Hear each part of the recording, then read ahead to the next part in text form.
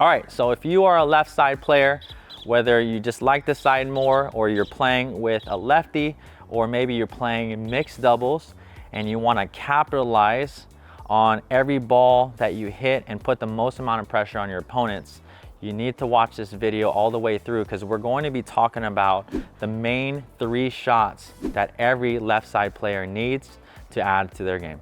So as the left side player, if you are a right-handed player, okay? Now, if you're a left-handed player, you can flip it and, you know, this is what you would want to develop on the right side. But as a left side player, as a right-handed player, I'm basically going to have to figure out how I'm going to handle balls here towards the sideline and balls here towards the middle, because this is my forehand. I'm going to be creating a lot of pressure with my forehand. We're going to start here on, you know, near the sidelines of the court. So when I get balls out here, it's really important that I develop a very consistent either top spin dink or slice dink or lift dink. I need to develop some consistent dink from the outside.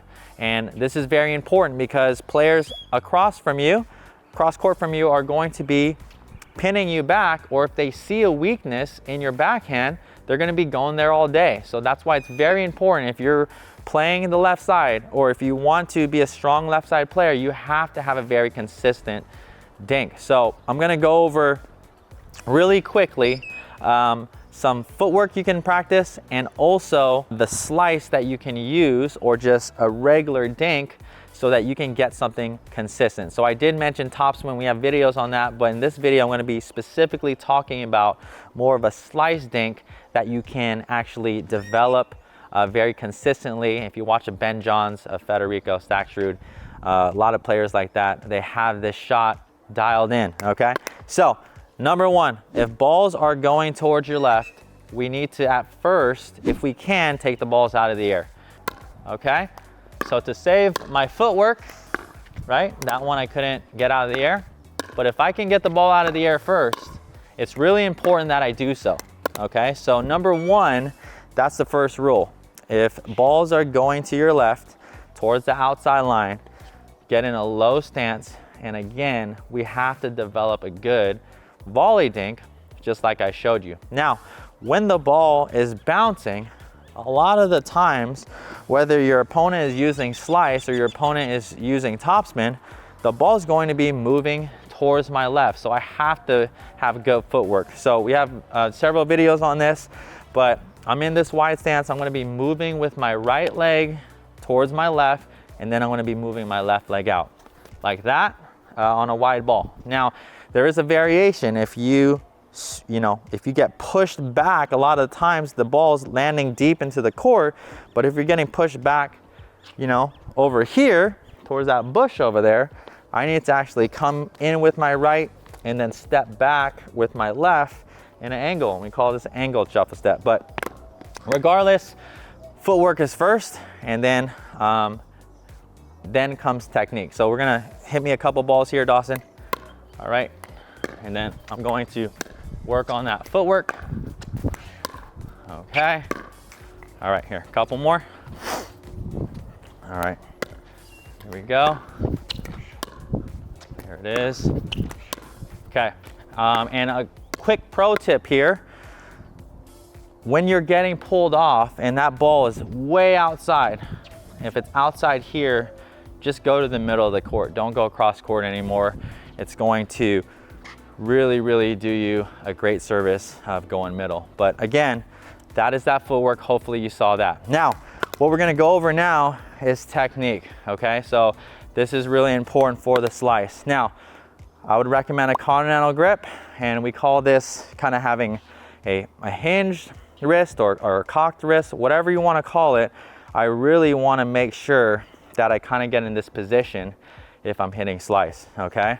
And then when I move my feet, it's really important that my paddle goes with me. So you're going to see that movement, and you're gonna see my right shoulder kind of close off to the camera, right? So you're gonna see my chest and my shoulder actually turn so that I can get in good position. The other thing you're gonna see from this position is my paddle face is already gonna be faced towards my target. So that actually makes the, my setup and my execution really simple, because I'm gonna be coming from here and I'm just gonna be coming across, just like this.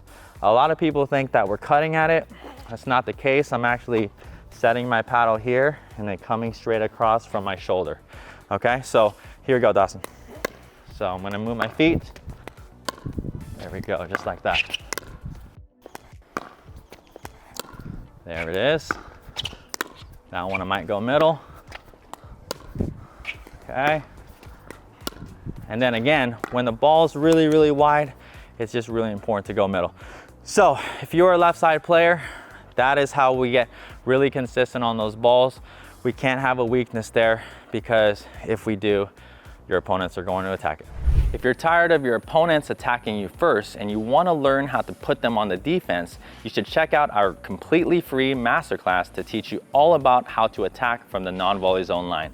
It's packed with drills and specific insights that will help you actually attack your opponents first, so that it puts you in the driver's seat of every point.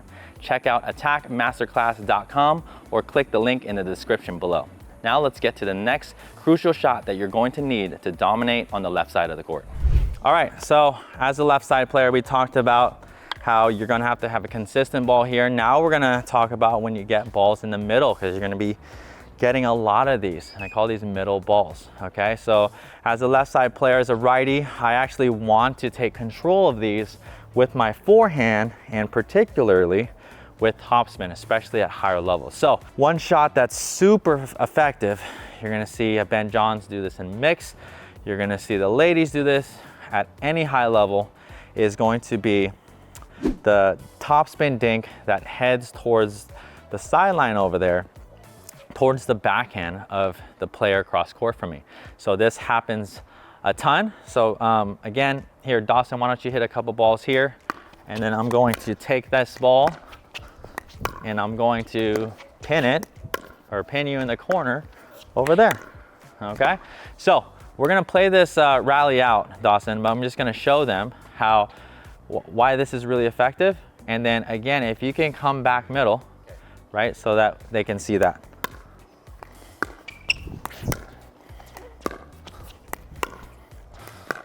Okay, all right, let's show them again. Here we go.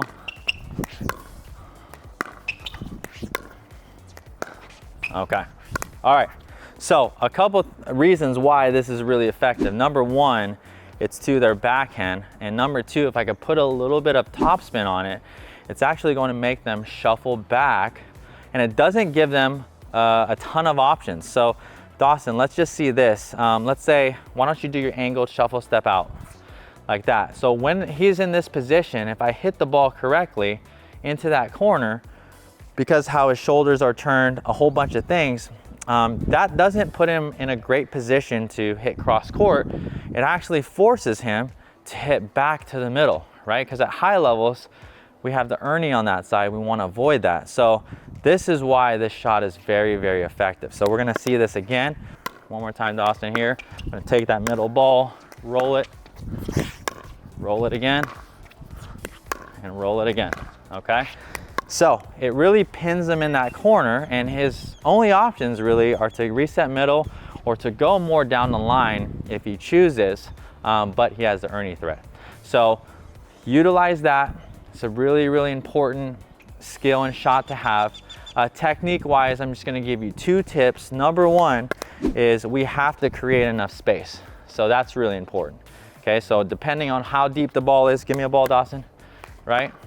So even like that, I have to create enough space off the line. I have to wait for the apex. Number two, I'm gonna drop my paddle tip down like this, okay? And from here, I'm going to be brushing up on the ball. You're gonna see in this particular instance, my follow through kind of is ended somewhere towards my head, okay? So it's gonna be like this, here we go, and then like that. Here we go, okay, and again. So this is really important as we control the middle of the court and we are brushing up on the ball. All right, so shot number three that you're definitely going to need as a left side player is the forehand top spin speed up off the bounce. Obviously, we talked about how we're gonna utilize that out wide dink, right? The dink out wide to pull them out. Now this is going to actually create balls that you can actually attack off the bounce. So we're gonna now look to attack maybe down the middle, or we can attack kind of right in front of us if there was a player there, okay? But from here, I'm gonna do the same pattern. I'm gonna be pulling Dawson out wide. He's gonna be putting it here, and then now I'm going to look to attack kind of towards his right hip or dominant side, okay? So it's gonna look like this. Here we go, set up for that top spin dink. Okay, again, this wide dink really opens up a lot of options for you to be aggressive here. And this middle is a good place to attack. I'm kind of aiming closer to his, right hip or somewhere out here, but we're gonna see this here, okay? So here we go.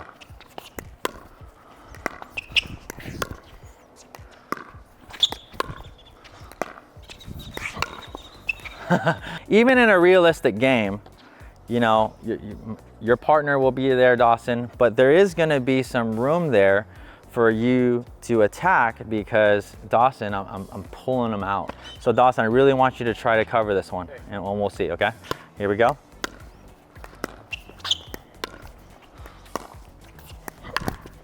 Okay, so even that one, right? Because it's a little bit of a stretch. The important thing here is that I'm utilizing actually both targets, both shots. I'm pulling them out, and then I'm going for the speed up. So the key for the speed up here is to set up the same way. Got to drop our paddle tip down, and then I'm going to be accelerating upwards, and this is where that pronation comes in, where I am actually turning my forearm over like this, okay? So here we go. Let's show them one more time.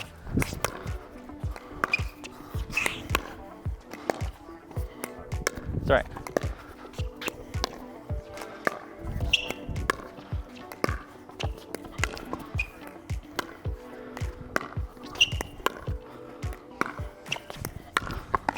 Okay, all right.